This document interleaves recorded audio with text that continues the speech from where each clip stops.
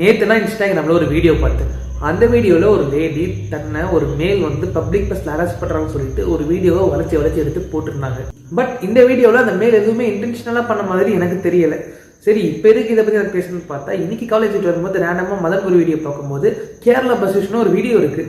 அப்போ தான் எனக்கு தெரிய வந்துச்சு அந்த மேல் இன்னைக்கு காலையில் சூசைட் அட்டம் பண்ணி இறந்துட்டாரு.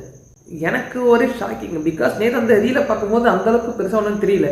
நான் என்ன நினச்சேன், இன்ஸ்டாகிராம் அதுக்காரதுக்காக என்னெல்லாம் பண்ணுறாங்கன்னு சொல்லிட்டு சிரிச்சுக்கிட்டே ஸ்க்ரோல் பண்ண ஒரு வீடியோ ஒரு ஆளோட உயிர் எடுக்கிற அளவுக்கு எந்த அளவுக்கு இம்பாக்ட் ஆயிருக்குன்னு பாருங்க. நான் இங்கே பஸ்ஸில் வேணும்னே பொண்ணுங்களை ஒரு சில பொறுக்கிங்களுக்கு சப்போர்ட் பண்ணி பேசல. பட் பொறுப்புக்காக கூட்ட நெரிசலே பஸ்ஸில் தூக்கிக்கிட்டு போகிற ஆண்களுக்கு சப்போர்ட் பண்ணி தான் நாங்கள் பேசிக்கிட்டு இருக்கேன். இது டெஃபினட்டாக ஒரு மிகப்பெரிய பவர்ஃபுல் ஆயுதம். எஸ், பட் இந்த ஆயுதத்துக்கு தெரியாது யார் நல்லவங்க யார் கெட்டவங்கன்னு. இதை வச்சு யார் குத்தினாலும் கொல்லும்.